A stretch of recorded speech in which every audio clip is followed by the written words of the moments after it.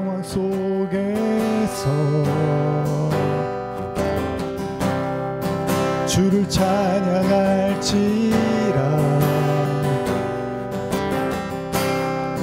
주는 너의 큰 상급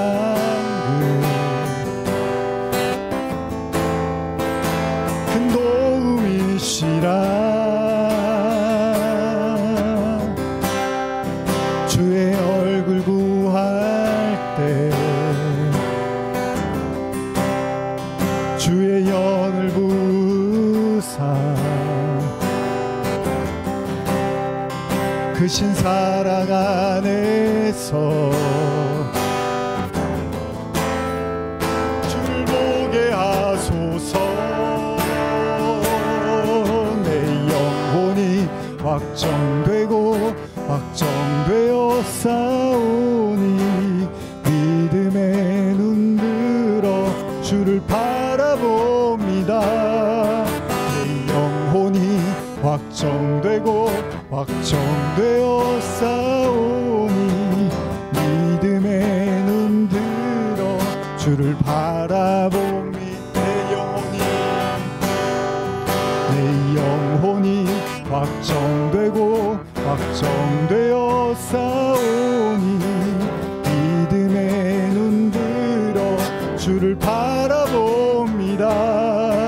내 영혼이 확정되고 확정되어 싸우니 믿음의 눈 들어 주를 바라봅니다.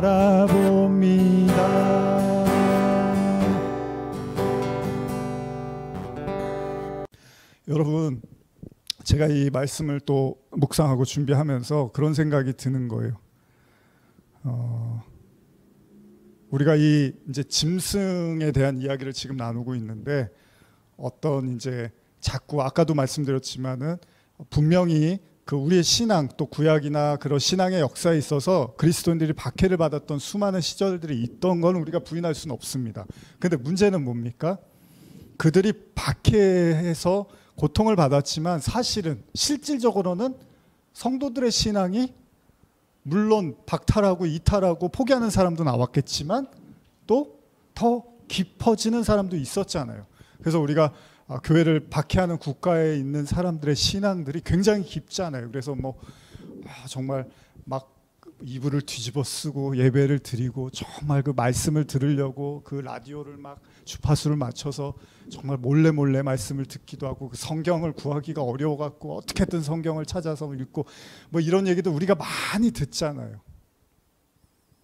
그럼 진짜 무서운 짐승이 뭐냐는 거예요. 그렇게 드러내놓고 박해하고 핍박하는 짐승이 무섭습니까? 아니면 해이하게 만들고 교회 꼭 나가야 돼요, 말씀 꼭 들어야 돼요, 그래요 이럴 때는 좀 놀러도 가고 좀 자유롭게 신앙생활 하시고, 너무 이렇게 신앙에 또 목매지 마시고 적당히 하시고, 어느 게 더 무서운 겁니까?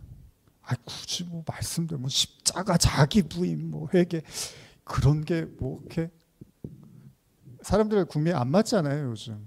물론 꼭 다 그런 건 아니지만. 근데 진짜 무서운 게 뭐냐는 거예요. 여러분, 대놓고 저도 이제 어린 시절에 교회 다니면서 했지만, 여러분들도 그런 기억이 있을지 모르지만 누구나 다 이제 있을 수 있는데, 교회 가는 거 막 이렇게 말리거나 또 못 가게 하시기도 하잖아요. 예전에 보면 부모님들이 안 믿거나 이러면 그런다고 안 갑니까?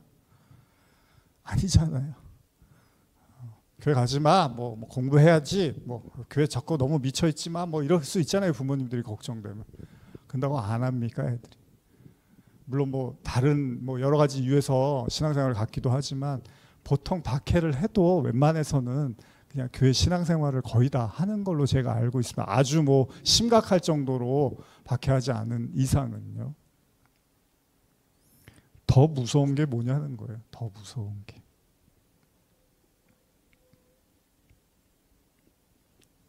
지금 다니엘서에서는 짐승을 어떤 권력으로 이야기를 하고 있는데, 이제 다니엘서를 통한 그 사전을 보니까, 성경 사전을, 예수님의 당시에 예수님의 가르침을 통해서 이제 사람들이 많이 술렁였단 말이에요. 그 말을 믿고자 할 때 이제 종교 지도자들이 굉장히 겁을 먹었습니다. 이런 가르침이 퍼지는 것에 대해서 상당히 두려워했어요. 예수님이 너무나 파격적인 말씀을 하시니까.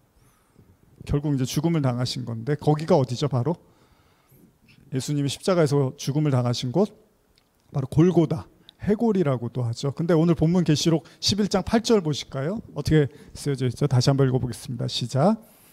그들의 시체가 큰 성 길에 있으리니 그 성은 영적으로 하면 소돔이라고도 하고 애굽이라고도 하니 곧 그들의 주께서 십자가에 못 박히신 곳이라. 그러니까 우리가 무적행에서 올라오는 짐승을 신비한 마력을 가진 어떤 영적 존재 혹은 권력자 혹은 적그리스도로 이해할 수도 있는데 계속 말씀드리지만 이미 과거에도 계속 존재해 왔다는 거예요. 그래서 요한 서신에서도 제가 읽었으니까요. 한번 요한일서 4장 3절 읽게요. 예수를 시인하지 아니하는 영마다 하나님께 속한 것이 아니니 이것이 곧 적그리스도의 영이라 오리라 한 말을 너희가 들었거니와 지금 벌써 세상에 있느니라. 요한이 이미 2000년 전에 적그리스도들이 많이 있잖아 라고 이야기를 한단 말이에요. 종말의 시점에 적그리스도가 오는 게 아니라 예수가 그리스도이심을 부인하는 자, 또 아버지와 아들을 부인하는 자가 바로 적그리스도다. 예수 그리스도가 육체로 오심을 부인하는 자들이 바로 적그리스도다라고 이야기를 하고 있습니다. 그러니까 두 증인의 예언으로 인해서 무적행으로부터 짐승이 올라와 그들을 박해하고 그들과 더불어 전쟁을 하고 죽이고자 한다는 말씀을 보면서 항상 그러했던 것처럼 복음에 대한 박해와 회방은 존재하고 있고요. 소위 이성 없는 짐승은요, 하나님의 말씀을 거부하고 오로지 자신들의 배를 위해서 살게끔 우리를 유도할 거라는 겁니다. 지금 여러분과 저도 그 싸움을 치르고 있는 거예요. 하나님 말씀을 무시해라. 하나님의 말씀을 거부해라. 별로 중요하지 않다. 대수롭게 생각하지 말아라. 죽어봐야지 아는 거지. 지금 당장 꼭 그렇게 하지 않는다고 해서 무슨 큰일이 날 거냐.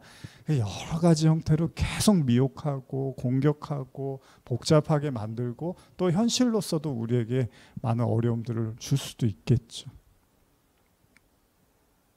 그러니까 저 악마 같은 자들 가만히 놔두지 말아야지. 마지막 때가 되면 더 기를 쓰겠구나.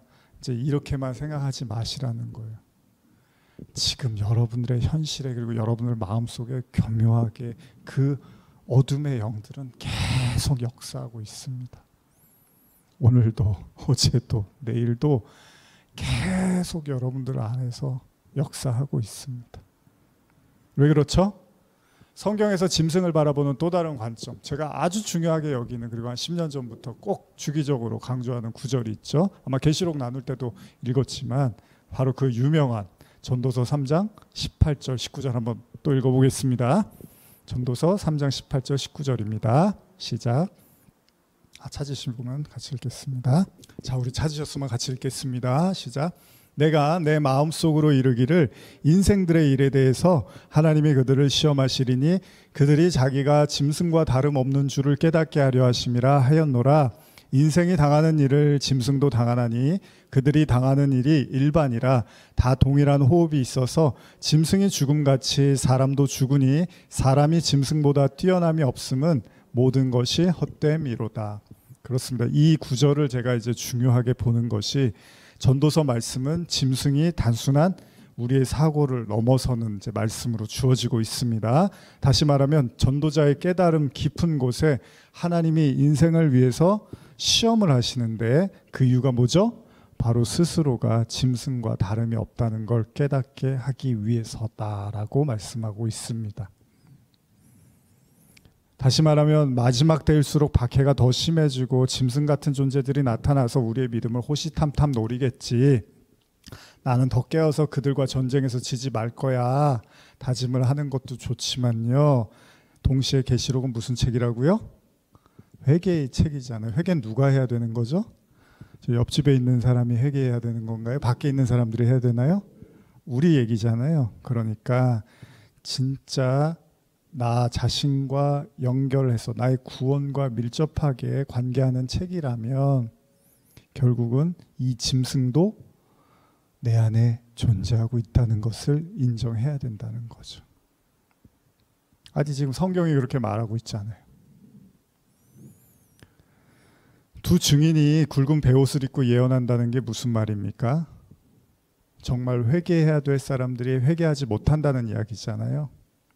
그렇기 때문에 그들이 죽음을 의미하는 상복을 입고 외친다는 거예요. 여러분, 상복을 입고 전하면 되게 무시무시하지 않겠습니까? 제가 막 설교하러 나오는데, 물론 뭐 캐톨릭에서 신부님들은 또 검은 이렇게 옷을 입고 이제 또 말씀을 하시잖아요. 근데 물론 뭐 저도 오늘 좀 어두운 옷이긴 한데, 장례식장에서 입는 옷을 입고 와갖고 막 설교하면 어떻죠? 긴장이 되겠죠, 사람들이. 그러니까 저도 참 그런 것 같아요. 저도 여러분들, 그러니까 저도 이렇게 성격이 이렇게 놀고 나누고 재미있는 거 싫어하는 사람이 아니잖아요. 근데 이제 가끔 제가 많이 듣는 외부에서 얘기 중에 하나가 너무 진지하대요, 저보고. 너무 진지하대요. 근데 여러분들도 뭐 그렇게 느끼실 수도 있는데, 뭐 그렇다고 진지하다 그래서 제가 뭐 농담도 안 하고 뭐 재미없는 사람은 아니잖아요. 그런 것도 잘 아시잖아요. 저를 겪어보셔서. 근데 저는 그런 거죠. 어떻게 지금 계시록 이런 얘기들이 나오고 있는데, 제가 오래전에 그 무간도라는 영화 이제 저도 재밌어서 1, 2, 3 이렇게 다 봤는데, 제일 무서웠던 게 처음 딱 시작할 때 무간도라는 말을 설명하는 그 장면이 나오잖아요. 잘은 기억이 안 나는데, 그 끝이 없는 그 공간을 계속 떨어져 나가는 지옥. 그래서 이제 어떤 죄를 진 사람이 이제 영원히 그냥 어떤 이제 뭐 땅에서 아래로 땅 속으로 떨어져 가는데 끝이 없는 거, 계속 떨어지기만 하는 거. 이제 그걸 이제 무간도라고 하는. 그게 저는 제일 기억이 많이 남은 것 같아요. 물론 영화도 재밌게 봤지만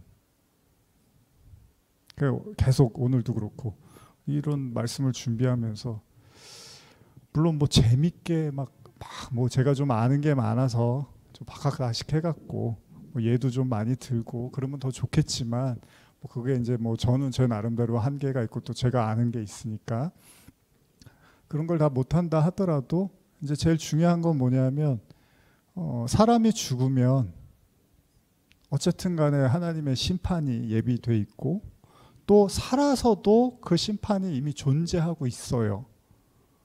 그러니까 하나님의 인치심이라든지 이런 것들은 지금 계시록 여러분들의 시각에서 보시면, 뭐 죽고 나서 인치심 받은 자들은 14만 4천이 어떤 이제 천국에 가고, 인침을 못 받은 자는 이 땅에서 환난을 당하겠구나, 뭐 이런 식으로 이해하실 수도 있지만, 이미 신약에서 바울 서신을 통해서 하나님의 인치심을 이미 바울이 얘기하고 있고, 성령으로 인침을 받은 자들이 바로 그 하나님의 인치심을 받은 자들이라고 바울이 다 설명을 했었어요, 2000년 전에.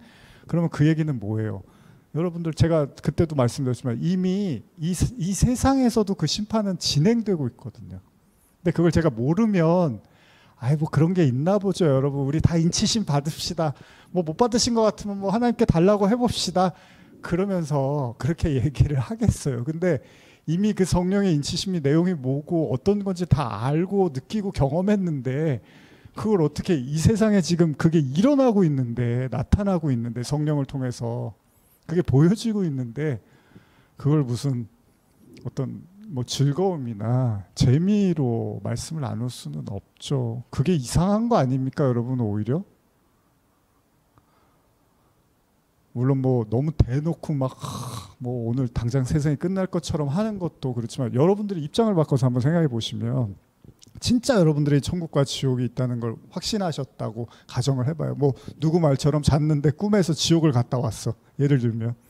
그래서 지옥이 이런 거였구나라는 걸 뭐 예를 들면 봤어. 그러니까 뭐 인터넷 올라가 보면 막 그런 거 많잖아요. 지옥 경험한 간증, 뭐 천국 간증. 그 사람들 왜 그런 거 하겠습니까? 기가 막힌 거죠, 보고 왔는데. 뭐 그게 맞다 틀리다는 둘째 치고라도. 그러니까 얼마 전에도 뭐 우리 교회 이렇게 편지 한 분, 어떤 권사님이 편지 한 통씩 이렇게 보냈잖아요. 그게 이제 우리 교회만 보낸 게 아니라 이제 많은 교회에 이제 무작위로 보내셔서 뭐 성령 받고 깨어 있어라, 뭐 이런 내용이었잖아요. 그러니까 그분이 뭐하러 그렇게 하시겠냐고요.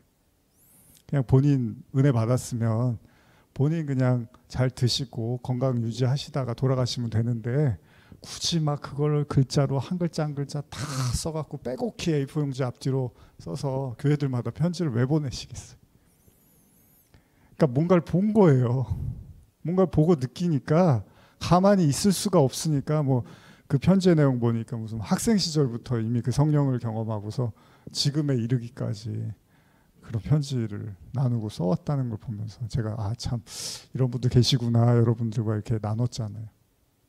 뭐 최춘성 할아버지 뭐 옛날에 우리 맨발로 뭐 지하철에서 복음 전하시고 그런 얘기들 나누셨죠. 그게 그렇습니다.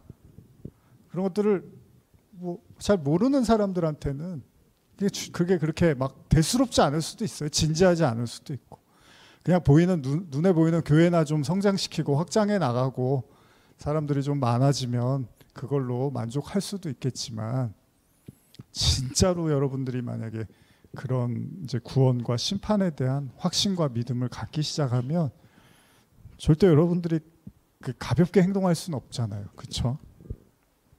지금도 이제 본문을 보면 그런 짐승에 대한 이야기 하고 이러는데 그러니까 그냥 이것도 어설프게 생각하면 아 이제 마지막 때가 되면 짐승 같은 놈이 나타날 거예요. 한번 여러분 주목하고 있어요. 누군가 짐승 짓을 할 거예요. 이런다고요. 근데 또 전도서에 가보니까 자기가 짐승인 걸 또 먼저 깨달으라고 하잖아요.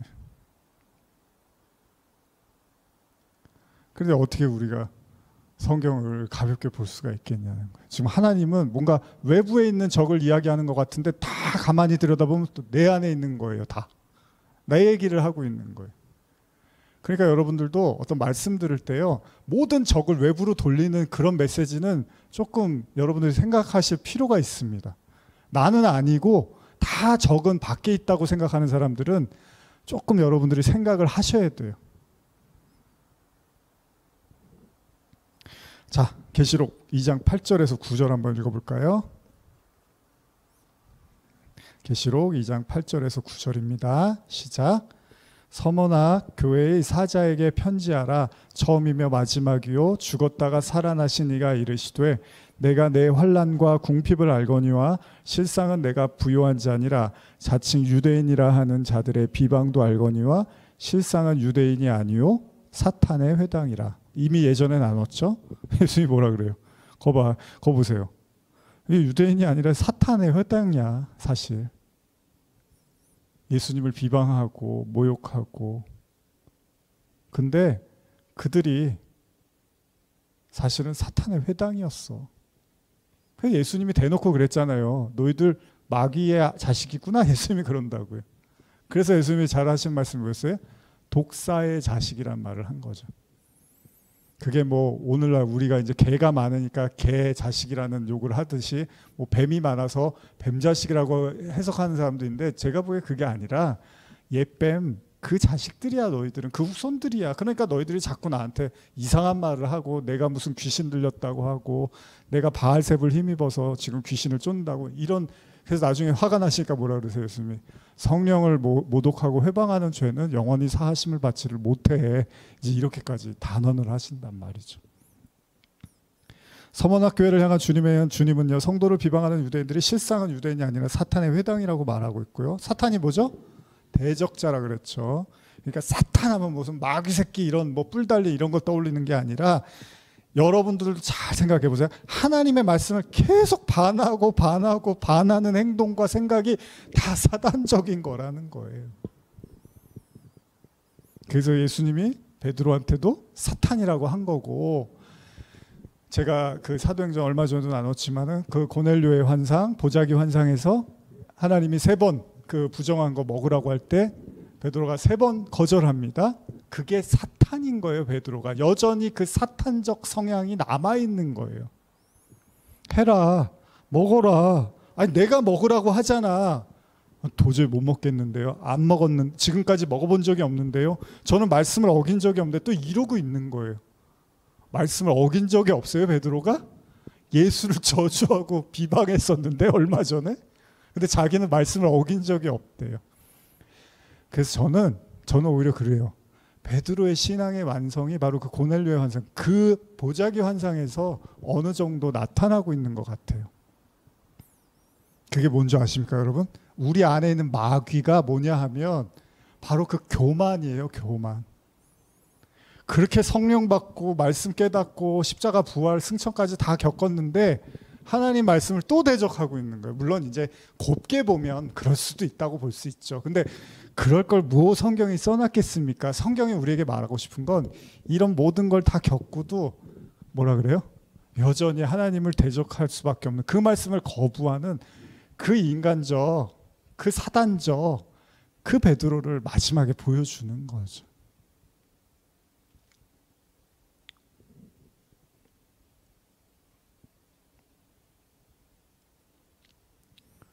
그래서 사도 바울이 삼층천 얘기할 때 그런 얘기하는 거잖아요. 내가 너무 괴로워서 뭐 몸이 아프든 뭐 마음이 아프든 베드로가 3번을 이제 간절히 기도를 했는데 하나님이 뭐라 그래요? 네 은혜가 내게 족하다. 너 아픈 거 아는데 근데 내가 그거 바로 안 들어줄 거야. 왜 그런 줄 아니? 네가 스스로 자고할까 봐 내가 안 들어준 거야. 그래서 너한테 내가 사단의 가시를 줬어. 이런 얘기를 한다. 여러분들이 갖고 있는 교만을 절대 가볍게 보지 마십시오. 그것도 베드로나 사도 바울이 어느 정도 이제 신앙의 경지에 올랐기 때문에 그것도 본 거예요. 이제 다 됐구나라고 생각했는데, 이제 예수님 만나고 성령 받고 이제 다 됐구나 생각했는데, 그리고도 시간이 지나서야 비로소 자기들이 갖고 있는 교만이라는 게 그 원죄, 그 옛뱀, 그 용, 그 하나님 말씀을 어긴 그 원죄의 DNA가 갖고 있는 교만의 성향이 얼마 이렇게까지 강한 거였구나라는 걸 성경이 우리에게 보여주고 있는 거죠. 그러니까 가장 경계해야 될 건 누구죠? 저기 무슨 밖에 있는 짐승이 아니라 사실은 여러분들 안에서 여러분들을 여전히 장악하고 있고 계속 미혹하고 있고 거부하고 거절하게 만드는 사실은 그 사단적 그 영, 그 인간적 생각, 이게 결국은 하나님 앞에서 우리가 해결받아야 될 어쩌면 하나님의 은혜가 필요한 부분이라는 겁니다. 그래서 가장 중요한 게 뭐라고요?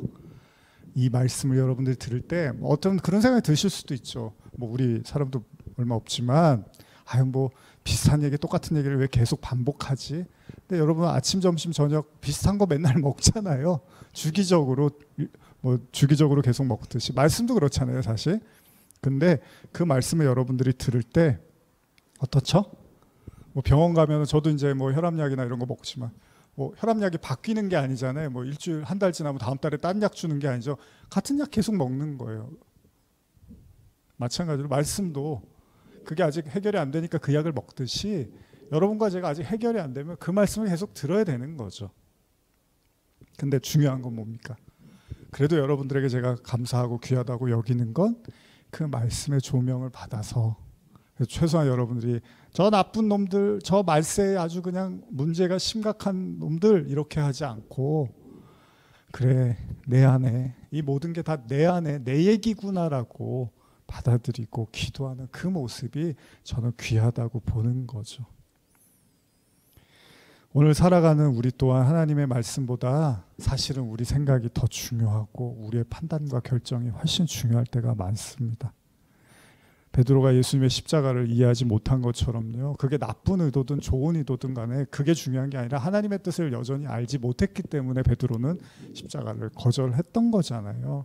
여러분 예수님의 말씀을 귀담아 듣지 못하면요. 우리도 사단과 같은 행동을 계속하면서 그걸 신앙생활 잘하는 걸로 착각할 수도 있다는 거예요. 여러분 만약에 예수님이 사단이라고 했지만 예수님이 그런 말씀을 안 하셨으면 누구 하나 제자가 베드로가 잘못한다고 말하는 제자가 있었을까요? 예수님의 십자가를 만류하면서 내가 예수님 지켜줄게요. 내가 예수님을 위해서 희생할게요 라고 했을 때 나머지 제자들이 저 새끼 저거 사단 아니야? 이렇게 말을 했겠냐는 거예요. 아니죠. 너무 잘한다. 나도 그 말 하고 싶었는데 네가 대신하니까 야 네가 신앙이 정말 좋다. 다 그랬을 거 아니에요. 근데 예수님만 딱 뭐라 그래요? 사탄아 네 뒤로 물러가. 무슨 소리를 하는 거야 지금. 너 나한테 배운 게 지금 내가 십자가 얘기만 3년을 했어. 근데 네가 지금 이걸 막아? 네가 그러고도 하나님 생각을 한다고 할 수 있어? 이런다고요. 그러니까 신앙도 엉망진창일 수 있어요 여러분. 진짜 그 교회가 정말 깨어있고 살아있고 하나님의 영이 역사하는 교회가 아니면 그게 지극히 인간적인 행위인데 그걸 칭송하고 환호하고 그게 축복이라고 믿는 수많은 성도들이 있을 수 있다니까요. 그걸 경계하는 거예요. 지금 계시록은. 여러분들도 조심하셔야 되고요. 그래서 제가 아나니와 삽비라 이야기를 하는 거예요. 거기 베드로가 있었으니까 혼을 내고 사탄이라고 말을 했지, 베드로 같은 깨어있는 사람이 없었으면 뭐라 그랬겠어요? 잠깐만 와보세요. 아유, 80% 내신 거죠? 20%는 뭐 그럴 수 있죠. 뭐 아유, 뭐 내신 게 어딥니까? 그럼 성도들이 그거 갖고 뭐라고 할 사람 있겠습니까? 없잖아요. 근데 하나님은 죽여버렸어요. 그 자리에서.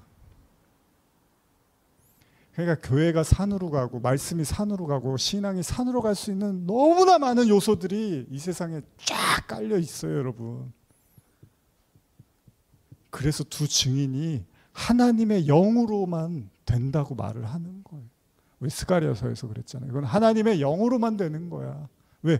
하나님의 관점과 시각과 그 말씀으로만 측량을 하는 거예요. 측량한다는 것도 그 말씀의 자로 재는 거란 말이에요. 우리가 함부로 재는 게 아니에요, 여러분.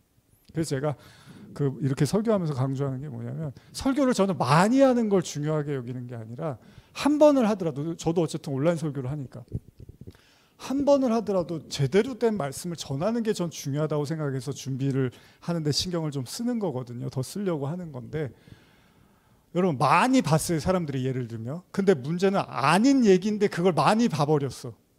그럼 하나님만 못한 거잖아요. 뭐 온라인 설교하다 보면 저도 좀 많이 봤으면, 사람들이 좀 관심을 가졌으면 이런 마음이 없는 건 아니지만, 그거보다 더 중요한 건 제대로 된 말씀을 전해야지, 엉망으로 뭐 사람들이 구미에 맞고 좋아한다고 해서 그렇게 했는데 그게 아닌 말씀이었어요. 근데 그걸 많이 봐버렸어, 사람들이. 그걸 믿어버렸어. 그럼 그거 어떻게 할 거예요, 그거? 나중에 지옥 가갖고 그때 왜 그렇게 설교하고 나 그거 믿어버렸잖아, 이러면 어떡할 거예요? 그러니까 중요한 건 뭐예요? 한 번을 하더라도 정말 제대로 된 하나님의 말씀, 하나님의 영에 사로잡힌 말씀을 전하고 듣는 게 중요하다는 거예요, 여러분들. 지금 이런 시간들이 여러분들이 의미 있고 복된 시간, 그리고 여러분들도 말씀 들으실 때 물론 여러분 자신을 위해서도 기도해야겠지만 저를 위해서도 기도를 많이 해주셔야 되는 거예요. 제가 잘 전할 수 있도록, 제가 하나님이 뜻하신 것들을 잘 나타낼 수 있도록. 빌립보서 3장 18절 19절, 이제 말씀을 좀 마무리해 보겠습니다. 제가 현대어로 읽어드릴게요. 내가 이처럼 전에도 여러 번 당부한 일을 지금 다시 눈물로 호소하는 것은 그리스도인이라 내세우면서도, 우리가 예전에 읽은 말씀입니다, 실제로는 그리스도의 십자가를 대적하는 자들이 많기 때문입니다. 이제 이해가시죠? 더 잘. 이게 무슨 뭐 교회 한다는 사람들이 횡포 부리는 그런 얘기가 아니라는 거예요. 그리스도인이라고 하는데 실상은 십자가와 그리스도와 무관한 신앙생활을 하고 있다는 거예요. 여러분들도 조심하십시오. 여러분들도 진지하셔야 됩니다. 그들에게는 영원한 멸망이 기다릴 뿐입니다. 잘 들으십시오. 그 결국은 멸망이라는 거, 어디 속해 있다고 그것이 해결해 주는 게 아니에요. 어떤 말씀을 오래 들었다고 그것이 해결해 주는 게 아니라는 거예요. 결국 모든 결정과 판단은 여러분들의 몫이라는 거예요. 그들은 욕망을 하나님처럼 섬기고 수치스러운 것을 대단한 것인 양 자랑하는 자들입니다. 그들은 오직 이 세상 일에만 마음을 씁니다. 그러니까 여러분, 지금 이 순간에 사람을 의식하고 사람을 너무 인식하고 이런 것들을, 여러분들도 만약에 그런 신앙들이 여러분들이 주류라 하면, 저도 마찬가지지만 그런 신앙이라면 빨리 그것으로부터 빨리 벗어나려고 부단히 여러분들이 애를 쓰고 기도하셔야 된다는 겁니다. 신앙은 하나님과 나와의 관계고, 내가 하나님을 경외하고 섬기고 사랑해서 구원받는 거지, 교회 생활을 잘하고 사람들에게 인정받는 걸로 구원받지 않습니다. 그런 걸로 구원이 되는 게 아니라는 거예요. 뭐 가족이고 뭐 친구고 친분이 있고 이런 걸로 신앙생활이 되는 게 아니라 철저하게 여러분과 하나님만 남는 거예요, 나중에. 그럴 때 진짜 여러분들의 구원의 기쁨과 감격과 은혜, 내가 하나님이 너무 좋고 사랑하고 감사해서 신앙생활을 할 수 있게 되는 거죠. 근데 그 중간에 사람이 비집고 들어오고 사람 생각이 들어와 버리고, 그것이 바로 사탄 대적자의 생각이 들어와 버려서 짐승과 같은 하나님을 비방하고 모략하는 이 생각들을 우리가 가득 차버리면, 그게 바로 아나니아와 삽비라처럼 되는 거예요. 네가 마귀로 충만하구나. 너 신앙생활 아니야 그거. 벗어버려. 그 사람을 의식하지 마. 사람들에게 왜 환호하고 칭찬받으려고 해? 왜 사람들한테 인정받으려고 해? 그게 신앙의 목적이 아니잖아. 이렇게 얘기를 하는 거예요. 그리고 그것이 스스로 올무를 쌓아서 스스로 감옥으로 만들어버리는 거예요. 진짜 영원한 광명하신 하나님을 보는 게 아니라 결국 사람의 주변에 둘러싸여 있는 신앙의 감옥을 결국 스스로 택해서 못 나오게 되는 거죠. 그러지 않기를 바랍니다.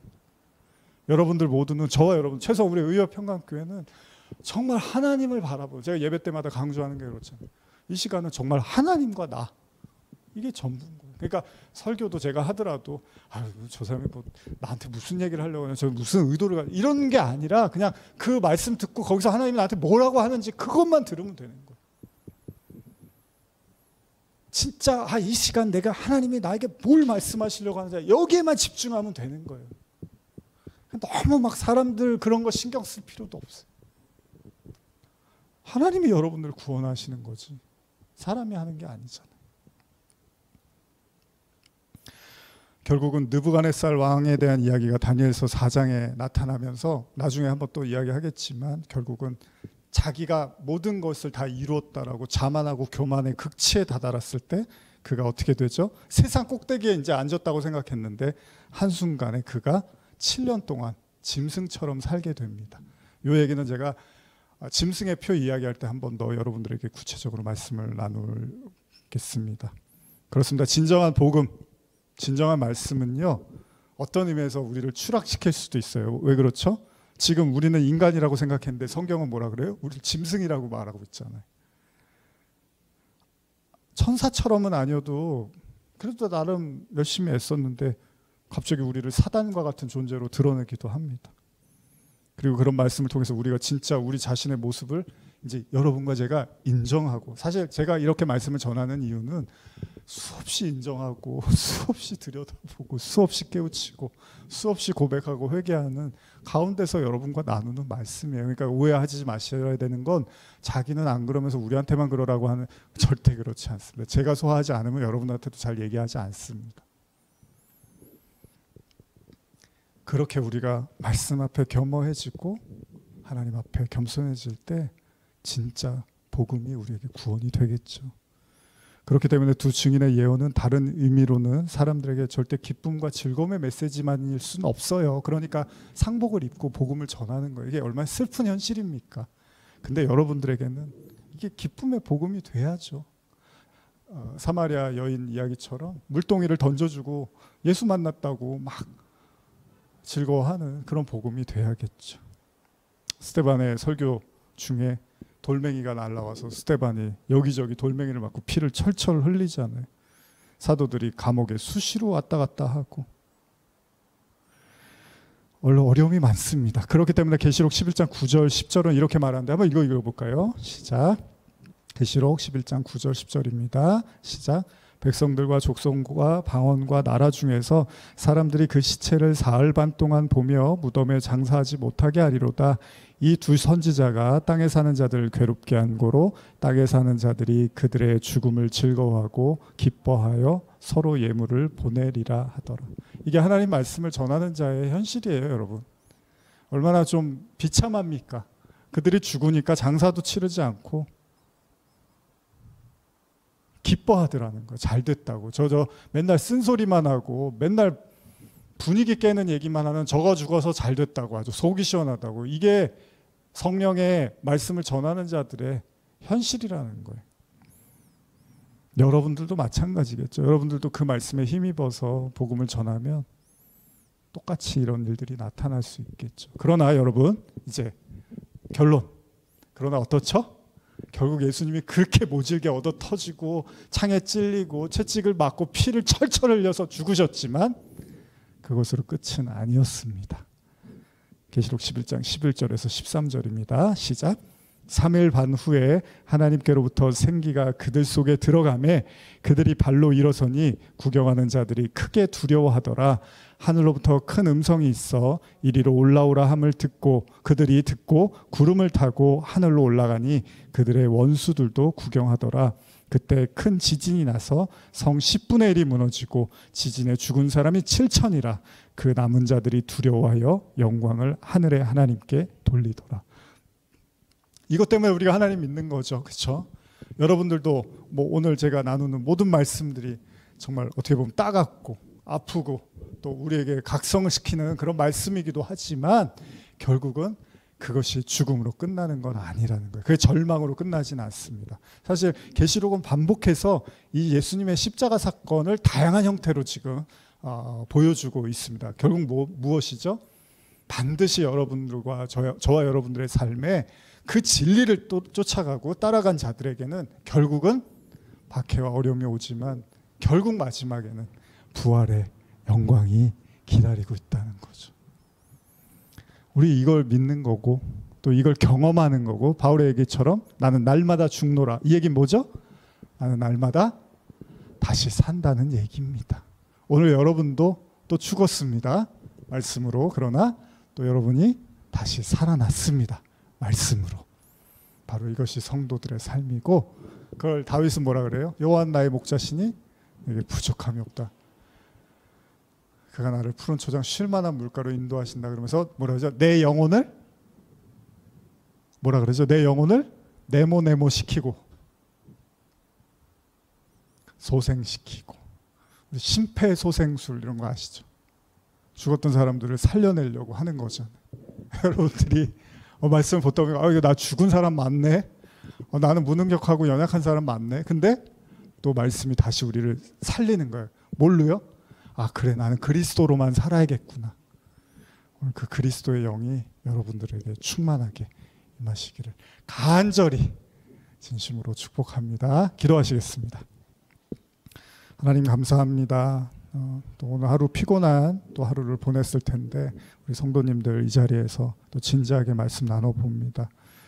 이 말씀이 우리를 죽이기도 하고 살리기도 하는 하나님의 권능의 말씀일 줄 압니다. 오늘 우리 성도들에게 하나님께 한 걸음 더 가까이 나가는 은혜가 있게 하시고, 이 말씀 통해서 좀 좌절하고 낙담하고 두려워했던 마음들이 있다면 결국 그 속에 그리스도의 영광과 빛으로 다시 한번 일어나 전진할 수 있는 축복을 허락하여 주시옵소서. 감사드리며 예수님의 이름으로 기도합니다. 아멘. 긴 시간 또 수고하셨고요. 우리 잠깐 나눔 시간 갖고 이제 마치겠습니다.